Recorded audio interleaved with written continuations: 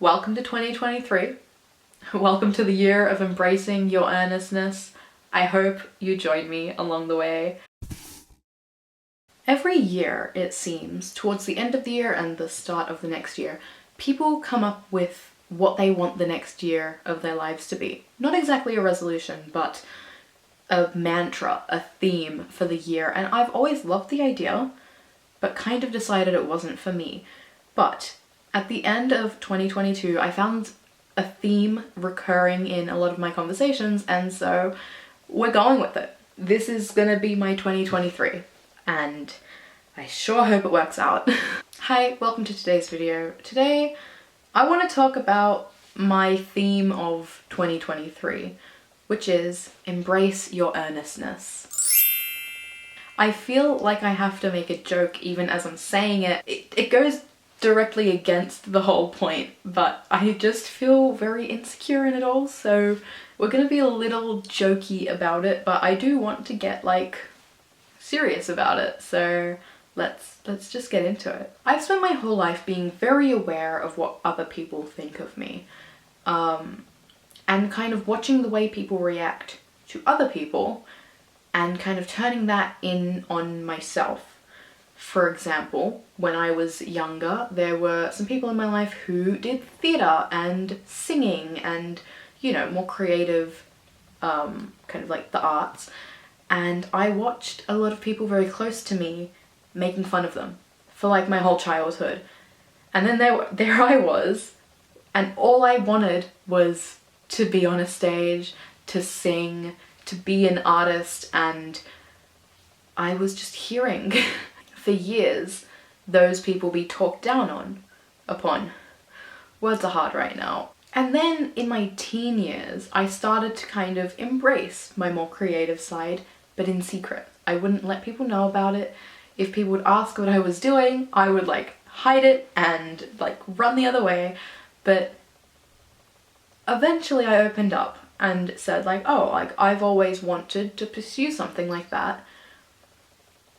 And those same people were like, well, why didn't you? We would have helped you out, we would have encouraged you. And I kind of had to sit there and think but it would have been fake. You wouldn't have really been encouraging me because you don't like people who do those things.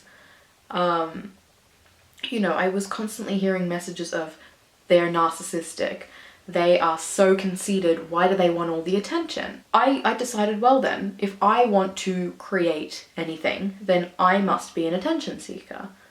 But I don't think that's necessarily the case. I have a need to create, I'm going to create whether people know it or not. And I just want to be able to be authentic. My whole life I've felt like I've had to kind of separate myself from it because I can't handle being judged too harshly by my friends. There are times where I've been open about it and people have been encouraging, but I still hear those voices in my head of the things that people say, and so I run away again. But one of my newer friends from the very start was very open about a love of creation and art and the things that I held back because I felt pretentious. The big ones for me are songwriting, poetry, just general writing, I suppose. But having someone that I don't need to censor myself around has been really interesting and has changed the way I look at my art. I've always had a love for the moon, and I've said that to people and they're like, okay, yeah, the moon's cool, I guess. But to have someone not judge me for waxing poetic about the moon for literal hours was really special to me. There are basically two versions of myself, and they really clash with each other. One of them is much easier for consumption. The version of myself that I am around my family and friends. The me who, you know, slouches and speaks with a much how do I explain that? I have a different voice when I speak to people that I know. And that's not to say that I'm fake on the internet. If anything, I'm more fake in my real life, because I feel like if I speak in this voice, I might sound a bit pretentious because my accent is a little bit different And a lot of people have always said that my accent is weird, and so I learnt to flatten it, I suppose. And when I speak to the people in my life, I'm a lot more, in my eyes, boring. I use a lot more slang. I don't even know how to explain it. I am a completely different person when I'm around people compared to when I'm alone. Or like speaking to people on the internet, because it's different. It just is different. When I speak to people in my normal life, I'm a lot more conversational and casual, I suppose. I'm not very eloquent, to be fair. I mean, I'm not a lot of the time, but I'm trying to like force myself to do it now as an example, and I'm finding it really difficult. See, even like that, like I try to use more basic language because I've had people say some really harsh things to me when I use the language that naturally comes to me. People assume that I think they're stupid or that I think I'm better than them, which is so obviously not the case, but they think that, and there's nothing I can do about that. So I make myself more easy to be around by making the way I sound more consumable. My accent is something that has come up a lot, actually. It doesn't so much now because I've kind of learnt to flatten out my voice. I say flatten because to me it's a very physical thing in my mouth. When I'm talking like this, my tongue is moving around a lot more. There is more like structure, I suppose. But when I am speaking to anyone, it's just a lot like lazier, I suppose. I need to stop saying suppose. Say guess, it's a lot more conversational. I've had complete strangers ask me about my accent. I've had teachers and peers and family, and everyone is so confused by it. Now I'm switching between the voices that I use, which is just confusing me. But when I speak the way that I like to speak, I get a lot of questions. Where are you from? Where is your family from? Have you always lived here? Where were you before then? I think I sound quite Australian still, but I do curl the ends of words in a way that can often sound like a little American. And I think I open some vowels that ends up sounding like a little bit English. It's very weird. I don't know. I don't do it on purpose. And now I'm using my normal talking voice. This video is not about my accent. What I'm trying to say is that people don't like what's different, and they don't like things that make them have to question anything. To have people make such a big deal about my voice really proved to me that like, oh, you can't do anything that's going to make you seem different. People ask too many questions. It's scary. I don't like it. So the poetry that I write under the veil of darkness stays in a notebook and doesn't get shared, and the songs I write stay in my head and don't get out. And I'm kind of sick of it. I want to share what I create because I'm really proud of some of it. And that's what this year is about. I want to create, and I want to not be shy about what I create and embrace the fact that I'm so earnest. A lot of the conversations that I was falling into towards the end of 2022 were about whether or not I am too pretentious. Here's the thing. I'm not pretentious. I don't like myself and generally think a lot of the things I create are quite bad. But that doesn't mean I have to mock myself or belittle myself or, you know, speak badly of the things I create, because that's what I generally do now. When I tell people about the things I make, I will like say it jokingly or mock it as I'm saying it. The definition of pretentious, when you simply Google it, is attempting to impress by affecting greater importance or merit than is actually possessed. I'm not doing that. What I create isn't trying to be bigger than itself, and it's just not what I spend all my time writing about the moon. I'm not trying to be like the next great poet.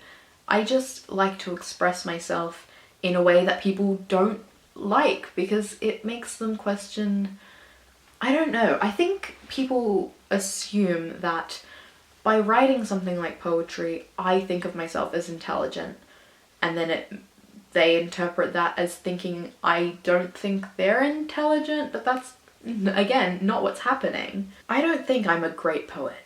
I think that what I write is generally fine. There's only so many ways you can write about the moon and being in love with the moon and personifying the moon into like a Hollywood starlet. I do that one a lot. And I don't write in a way that doesn't come naturally to me.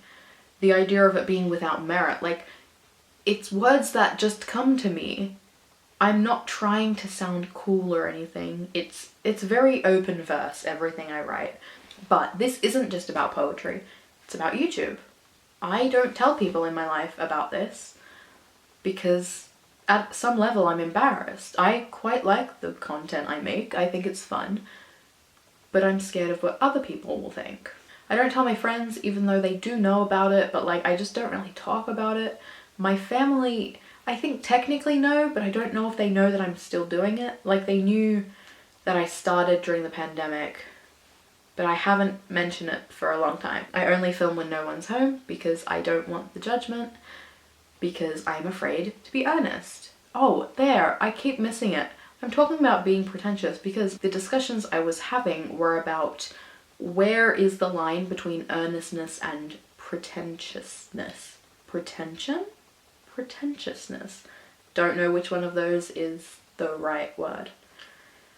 So, whatever. This video was winding and didn't get to the point, but let's just wrap it up. I think the reason this is really on my mind today especially is because the other day I went to a show and a lot of people hear what show it was and like roll their eyes, but I am here to embrace the fact that this is something that I really enjoy. So I went to Dan Howell's live show, hence the merch. A lot of people think, oh, Dan, that YouTuber from 2014. I'm like, yeah, that is the same person, but also it was like a really meaningful show actually. The end, I cried like a lot. And I want to be able to tell people about this show without being embarrassed about what they're gonna think. Because people hate earnestness. People do not like seeing other people enjoy things and be happy. And I'm sick of it. This year I'm gonna scream from the rooftop about the books I love and the movies that I watch and the music I listen to, and I'm going to share what I write, whether that is like fiction or poetry or songs, and I'm going to paint ugly paintings, and I'm just going to be earnest, hence embracing my earnestness. Okay. So I'm gonna leave you with one thing and leave because I can't remember what I've even said in this video at this point. So if you feel like you can't share the things you enjoy, you can't talk about the things you like, join me on this year of embracing your earnestness. I'm genuinely so excited to see what comes from all of this.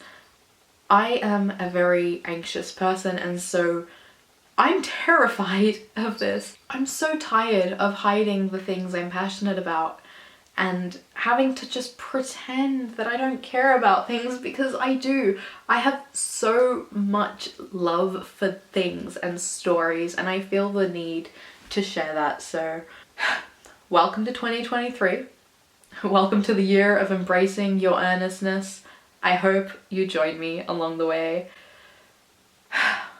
And I will see you next time. You can like this video, you can subscribe. Let me know if you have like a phrase or a theme for the year.